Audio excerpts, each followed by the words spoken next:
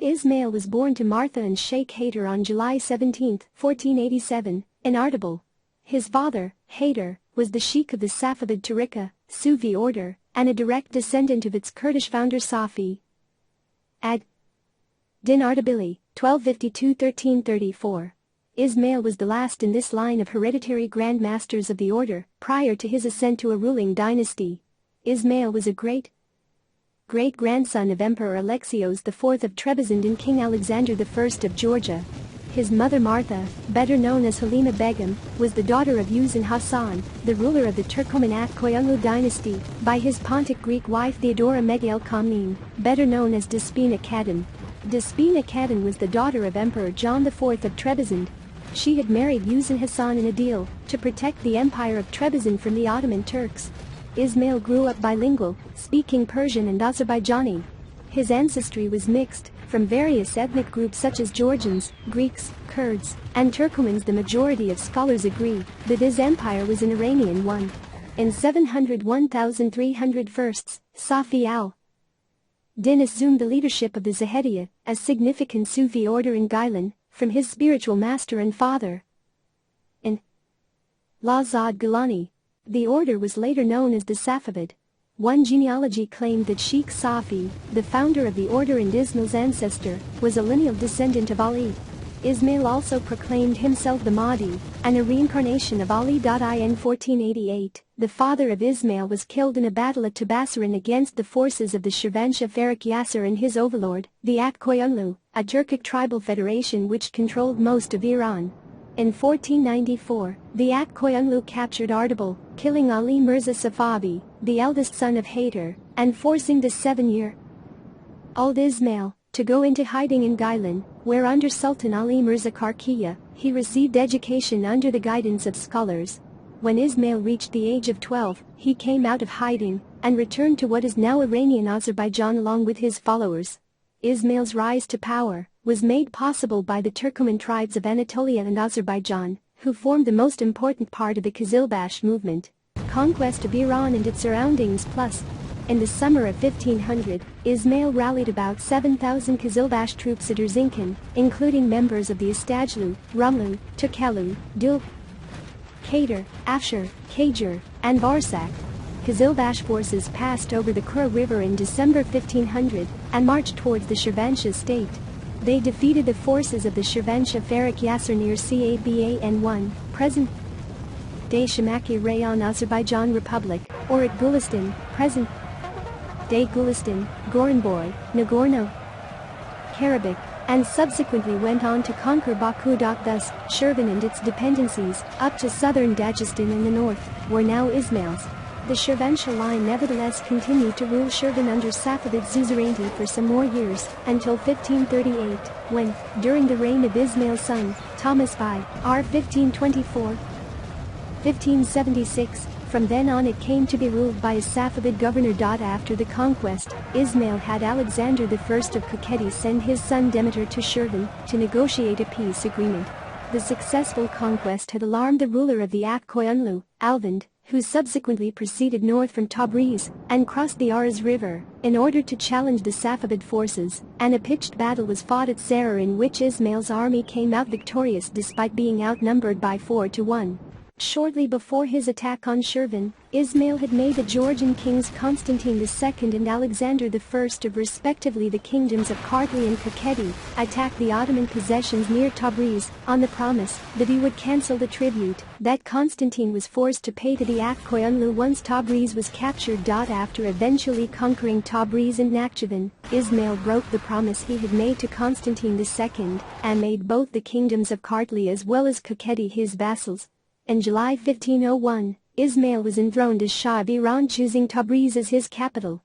He appointed his former guardian and mentor Husain Beg Shamlu as the vassal, vicegerent, of the empire and the commander-in-chief, Amir al-Umara, of the Qizilbash army. His army was composed of tribal units, the majority of which were Turkmen from Anatolia and Syria with the remainder Kurds and Ayatollah. He also appointed a former Iranian vizier of the Koyunlu, named Muhammad Zakaria Kujuji, as his vizier. After proclaiming himself Shah, Ismail also proclaimed Twelver Shi'ism, to be the official and compulsory religion of Iran. He enforced this new standard by the sword, dissolving Sunni brotherhoods and executing anyone who refused to comply to the newly implemented Schism Q Sin Beg $AT plus Tab plus Z plus FL. 961 1554. A poet and bureaucrat of early Safavid era, states that he had heard from several witnesses that Shah Ismail's enthronement took place in Tabriz immediately after the Battle of Sharar on 1 Jumada al-Thani 907-22 December 1501, making $AT plus S book entitled TR plus KH, 1554, the only known narrative source to give the exact date of Shah Ismail's ascent to the throne. After defeating an Akkoyunlu army in 1502, Ismail took the title of Shah of Iran. In the same year he gained possession of Erzincan and Erzurum, while a year later, in 1503, he conquered Arak, Iyajam and Fars. 1 year later he conquered Mazandaran, Gorgan, and Yazd. In 1507, he conquered Diyarbakir. During the same year, Ismail appointed the Iranian emir Najm al-Din Masagilani as the new vassal. This was because Ismail had begun favoring the Iranians more than the Qizilbash, who, although they had played a crucial role in Ismail's campaigns, possessed too much power, and were no longer considered trustworthy. 1 year later, Ismail forced the rulers of Khuzestan, Loristan, and Kurdistan to become his vassals. The same year, Ismail and Hussein Beg Shamlu seized Baghdad, putting an end to the Akkoyunlu. Ismail then began destroying Sunni sites in Baghdad, including tombs of Abbasid caliphs and tombs of Imam Abdallah and Plusfa and Abdul Qadir Gilani. By 1510, he had conquered the whole of Iran, including Shirvan, southern Dagestan, with its important city of Derbent, Mesopotamia, Armenia, Khorasan, and eastern Anatolia, and had made the Georgian kingdoms of Kartli and Kakheti his vassals. In the same year, Hussein Beg Shamlu lost his office as commander-in chief in favor of a man of humble origins, Muhammad Beg Istajlu. Ismail also appointed Najm Isani as the new vassal of the empire due to the death of Masagilani. Ismail I moved against the Uzbeks. In the battle near the city of Merv, some 17,000 Qizilbash warriors ambushed and defeated an Uzbek force numbering 28,000. The Uzbek ruler, Muhammad Shabani, was caught and killed trying to escape the battle, and the Shah had his skull made into a jewel drinking goblet. In 1512, Najm Isani was killed during a clash with the Uzbeks, which made Ismail appoint Abd al-Baqi Yazdi as the new vassal of the empire. The active recruitment of support for the Safavid cause among the Turkoman tribes of eastern Anatolia, among tribesmen who were Ottoman subjects, had inevitably placed the neighboring Ottoman Empire and the Safavid state on a collision course. As the Encyclopedia Iranica states, as Orthodox or Sunni Muslims, the Ottomans had reason to view with alarm the progress of sh++ ideas in the territories under their control, but there was also a grave political danger that the Bafaplusya, if allowed to extend its influence still further, might bring about the transfer of large areas in Asia Minor from Ottoman to Persian regions. By the early 1510s, Ismail's rapidly expansionist policies had made the Safavid border in Asia Minor shift even further west. In 1511, there was a widespread pro-Safavid rebellion in southern Anatolia by the Tukalu Qizilbash tribe, known as the Akulu Rebellion, and an Ottoman army, the Descent, in order to put down the rebellion was defeated. A large-scale incursion into eastern Anatolia by Safavid Ghazis under Nkr Al+4 Al+5 coincided with the accession of Sultan Selim I in 1512 to the Ottoman throne, and became the casus belli which led to Selim's decision to invade Safavid Iran 2 years later. Selim and Ismail had been exchanging a series of belligerent letters prior to the attack. While the Safavid forces were at Chaldiran and planning on how to confront the Ottomans, Muhammad Khan Istajlu, who served as the governor of Diyarbakir, and Ali Khalifa, a commander who knew how the Ottomans fought, proposed that they should attack as quickly as possible. This proposal was rejected by the powerful Qizilbash officer Dermish Khan Shamlu, who rudely said that Muhammad Khan Istajlu was only interested in the province which he governed. The proposal was rejected by Ismail himself, who said, "I am not a caravan thief. Whatever is decreed by God will occur." Selim I eventually defeated Ismail at the Battle of Chaldiran in 1514. Ismail's army was more mobile, and his soldiers were better prepared, but the Ottomans prevailed due in large part to their efficient modern army, and possession of artillery, black powder and muskets. Ismail was wounded and almost captured in battle. Selim entered the Iranian capital of Tabriz in triumph on September 5 but did not linger. A mutiny among his troops, fearing a counterattack and entrapment by fresh Safavid forces called in from the interior, forced the triumphant Ottomans to withdraw prematurely. This allowed Ismail to recover. Among the booty from Tabriz was Ismail's favorite wife, for whose release the Sultan demanded huge concessions, which were refused. Despite his defeat at the Battle of Chaldiran, Ismail quickly recovered most of his kingdom, from east of the Lake Van to the Persian Gulf. However, the Ottomans managed to annex for the first time eastern Anatolia and parts of Mesopotamia, as well as briefly northwestern Iran. The Venetian ambassador Caterino Zeno describes the events as follows: the monarch Selim, seeing the slaughter, began to retreat, and to turn about, and was about to fly, when Sinan, coming to the rescue at the time of need, caused the artillery to be brought up, and fired on both the Janissaries and the Persians.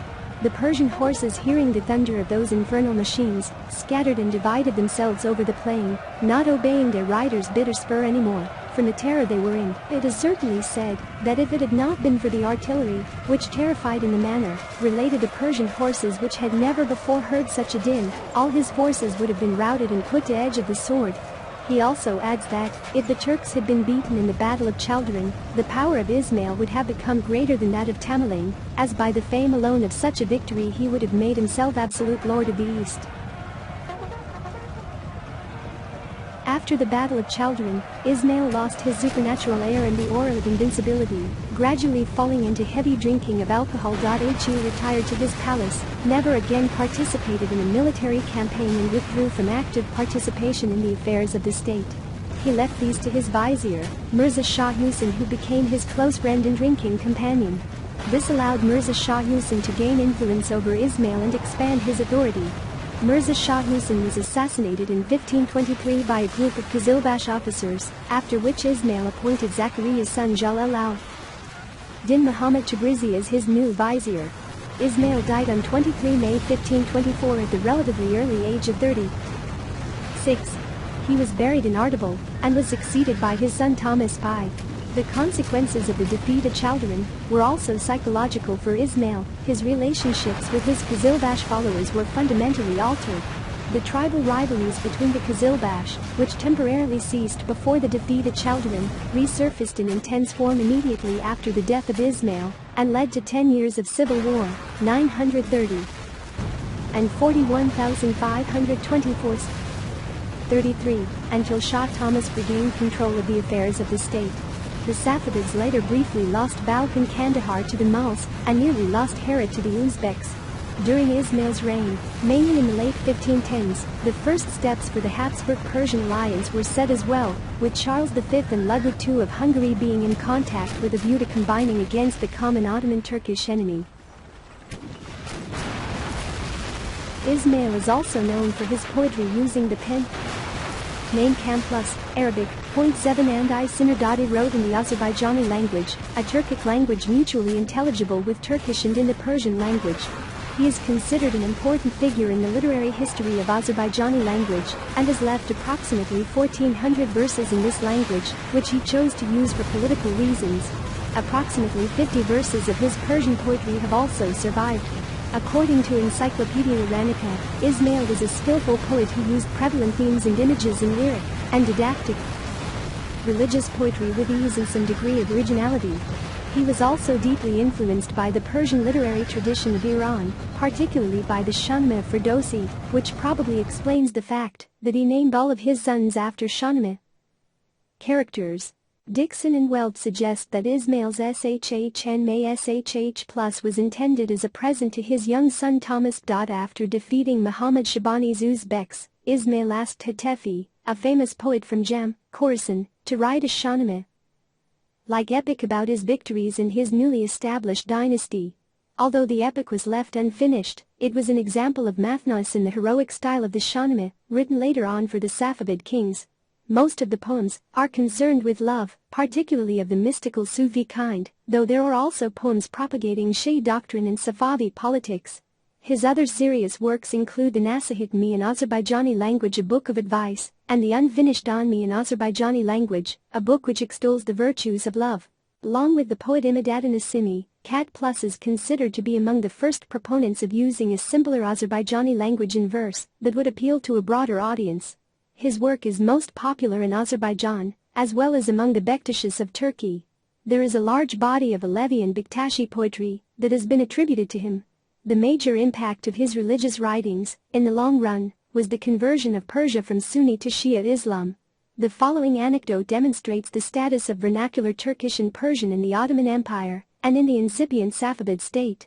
Cat Plus sent a poem in Turkish to the Ottoman Sultan Selim I before going to war in 1514. In a reply, the Ottoman Sultan answered in Persian to indicate his contempt.